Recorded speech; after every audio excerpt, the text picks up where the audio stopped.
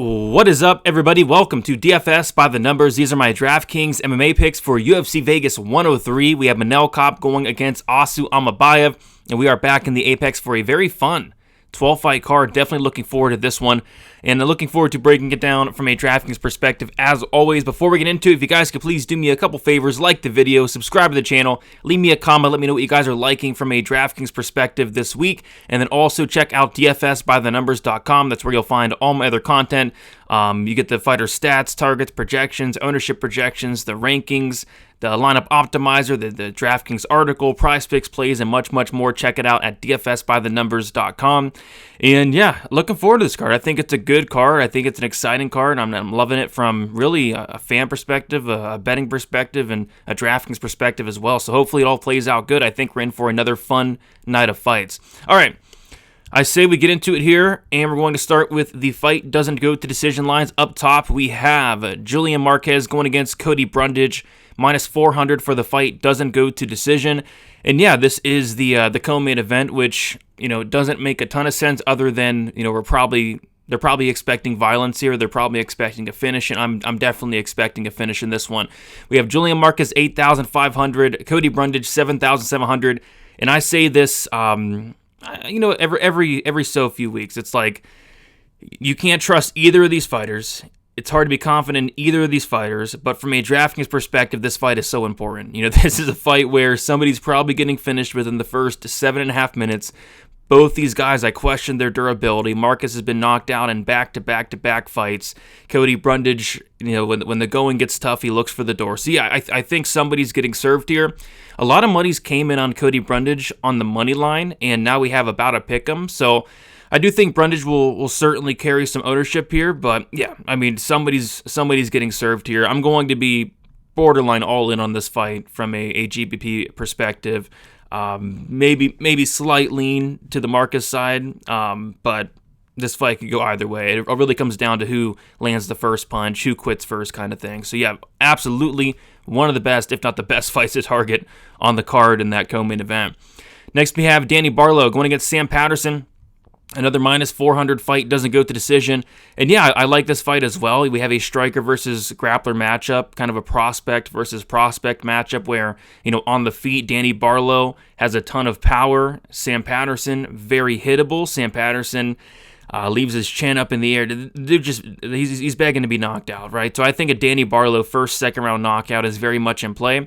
With that said, though, if Sam Patterson is able to get this fight down to the ground, like if he gets on top of Barlow, it could be a wrap. I've seen Barlow put in some very bad spots outside the UFC, and it could only take one takedown. The problem is, every fight starts on the feet, and I'm not sure if Patterson's able to get it there. So I do lean towards the Danny Barlow side here at 9,200. I think he does get an early knockout, but Sam Patterson at 7K makes for an interesting pump play this week. And another fight where I do think somebody's getting served, and somebody's getting served within the first 7.5 minutes. Next, we have the heavyweight fight. Mario Pinto versus Austin Lane. We have minus 350 for the fight. Doesn't go the distance. And yeah, Mario Pinto, 9,300. Austin Lane, 6,900. So Lane has actually had some success lately. Pulled off a big upset against Rebellis de Spain.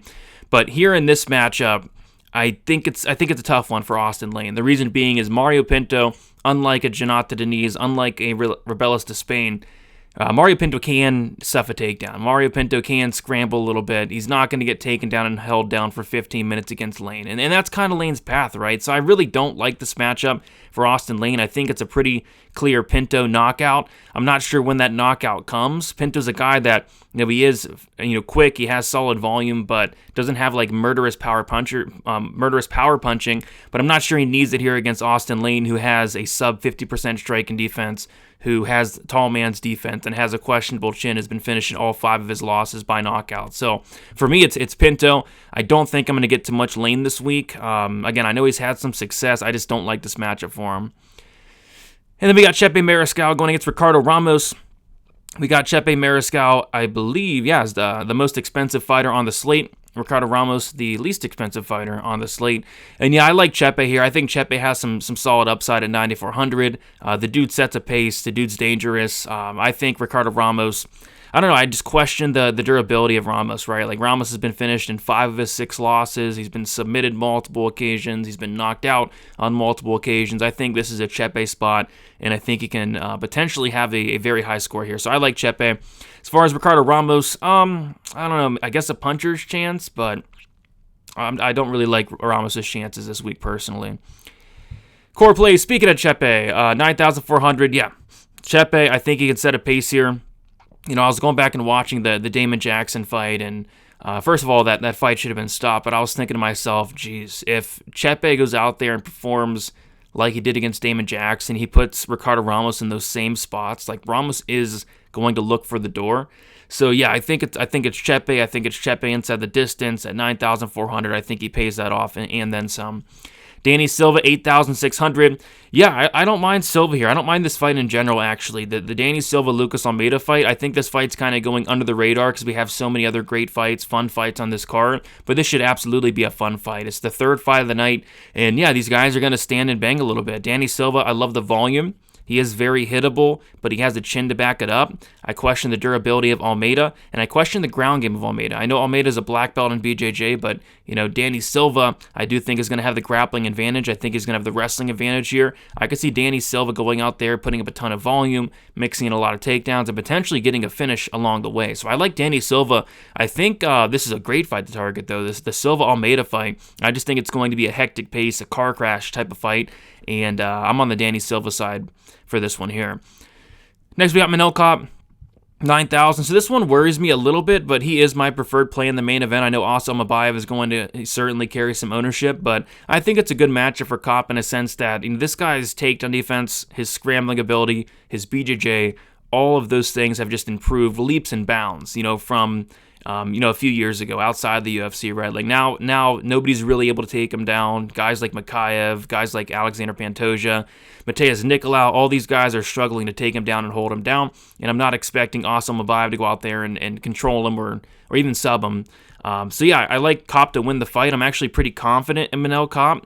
The only problem with Kape from a Draftkings perspective is sometimes he goes out there and just does a lot of nothing. He could be very low volume at times, but geez, when Kape is on, he's on, and if Kape does show up and Kape is motivated and we see the best version of Kape, he probably does go out there and pay off this price tag and then some. So yeah, I'll play some Kape for sure. Not gonna go crazy on it because, like I said, I could see a scenario where it's just a staring contest for 25 minutes. But like I said, if Kape shows up, man, I mean, I think he can make this look pretty easy. So I like Kape 9,000. Danny Barlow 9,200. We talked about this fight a little bit. I just think it should be a knockout win. Like Sam Patterson just leaves his chin on a platter, like just ready to be knocked out. Chin up in the air, hands down, and Danny Barlow has a ton of power. I just really struggle to see the chin of Patterson lasting 7.5 minutes here against the left hand of Danny Barlow. So I think Barlow by knockout is super live. First round knockout, maybe second round, but either way, I think Barlow puts up a big score as long as he can keep the fight standing. Moving on to the GPP plays here, Mario Pinto, 9,300. I like Pinto here. He is expensive. He is a newcomer, but I'm fading the chin of Austin Lane. Austin Lane, I don't know. I mean, like I said, he's had some success recently, but Pinto, I think he's very well-rounded. I was actually really impressed with Mario Pinto, the well-rounded game. Pinto, good striking, good volume, good precision, good speed. Going to be the faster fighter here. And doesn't have a ton of power, but I don't think he's going to need it here, to be honest. So yeah, I think he knocks out Lane at 9,300. I don't think that's a terrible price there. Julian Marquez, 8,500. Disgusting fight. Hard to be confident, but somebody's getting served. We've seen Cody Brundage tapped out a lot. We've seen him knocked out a couple times. Both these guys have been finished a combined like 7 times, 8 times in their careers. You're going to want a piece of this fight. Don't be confident either side. Don't go all in on either side. Play both sides because who knows what the heck's going to happen in this co-main event. Next, we got Ramazan Temirov, 8,400. So I personally like the other side and Charles Johnson. With that said, though, if Temirov is winning this fight, it's probably a first-round knockout. Temirov, although I'm not the I'm not the biggest fan of his skill set because his skill set is just going out there and trying to take people's heads off, and I'm not sure that's a recipe for success in the flyweight division where we don't see a ton of knockouts, but he does have a lot of power for the division, and he does try to take your head off. So if he is winning this fight, it's probably a first-round knockout, and for that reason, I have some interest in Ramazan Temirov. And then Esteban Ribovics, 9,100. I'm really liking this 9K range a lot this week. I think a lot of these guys are in play. Ribovics, another guy that certainly in play. I love the volume, the power, the pressure, the pace, the cardio, and I think he's very live to actually be the second person to knock out Nasrat Haqparast and potentially break him here as the fight goes on. I'm not sure Haqparast is going to be able to eat all these shots coming his way, all the power coming his way for the full 15 minutes like Daniel Zellhuber barely did. So I like Ribovics here. I think he's very much in play at 9,100. Live dogs. Charles Johnson, very live dog. He's actually the favorite from a money line standpoint. He's now minus 130 on the money line, and I think a lot of that has to do with a lot of reasons. He's fought the much better competition. He's the much more experienced fighter, especially UFC level guys. I think he's the minute winner. Higher volume. I think he actually has the wrestling upside.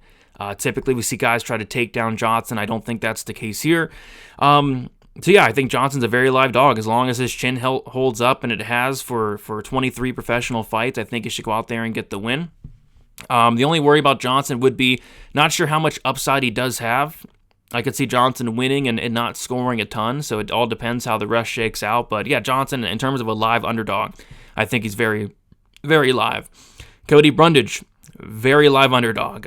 Julian Marquez, probably done at this point. It's hard to trust Cody Brundage, and I don't trust him at all, but I will be playing both sides of this fight. Julian Marquez, the chin just seems to be toast, and if Brundage lands a big shot in the first round, that could be that. So I'm actually picking Marquez with the littlest of confidence, but Brundage at 7,700, I do think he'll be very popular, but I think you got to have some this week. His win condition is literally a first-round knockout. So, yeah, Brundage makes some sense. Haider Emil makes some sense. 7,400. I think Haider Emil's a live dog. I think he's a live dog with some upside.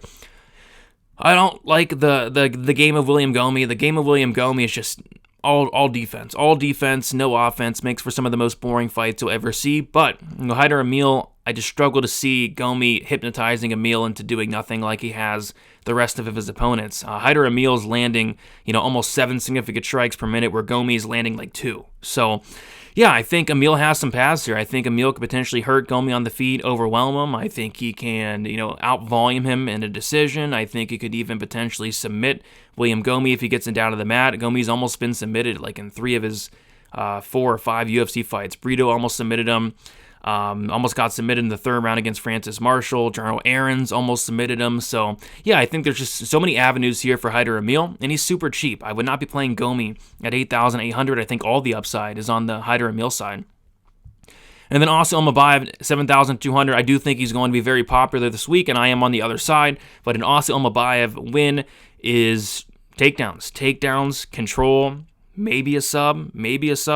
So at 7,700, if Almabayev does win, he's going to break the slate here. So although I'm picking Kopp, Almabayev at 7,200 should absolutely not be ignored because his win condition, the way he fights, the way he scores, especially across 5 rounds, if he does pull off the win and Kopp doesn't show up, Almabayev is going to score very, very well this week. So like I said, he's going to carry some hefty ownership. But yeah, he's a live dog. Manel Kopp, kind of inconsistent, and Almabayev does have a path. Pump plays here. Sam Patterson, 7,000. Striker versus grappler matchup. If he's able to get the takedown, I think he could get a submission here in the first round. I do personally think his head gets taken cleanly off by Barlow. But hey, if this fight hits the ground and you're holding Patterson at 7,000 in your lineup, you're going to feel very, very good about it. But yeah, I'm going to be more so on the Barlow side. We got a couple fades here. William Gomi, 8,800, just does nothing. And doing nothing on DraftKings, it just doesn't score. So yeah, I think a William Gomi win is a split decision. He's a split decision merchant. I think 3 of his 4 wins have come by split or majority decision. The one win that didn't was a fake knockout. So yeah, Gomi's very easy fade at 8,800. JJ Aldrich, very easy fade. Striking fight for 15 minutes more than likely. no takedowns, no finish upside, not a ton of volume. Both these fighters are very easy fades for me this week. And there you have it. Thank you all so much for watching. I think it's going to be a fun DraftKings slate coming up this Saturday. Hopefully all the fights stay on. Got a good card coming up. Again, on the way out, if you guys could do me a favor, like the video, subscribe to the channel, and then also leave me a comment. And then check out my website, dfsbythenumbers.com. Get all the DraftKings prize picks, betting content on there. And yeah, best of luck, guys, for UFC Vegas 103. And we'll see you soon.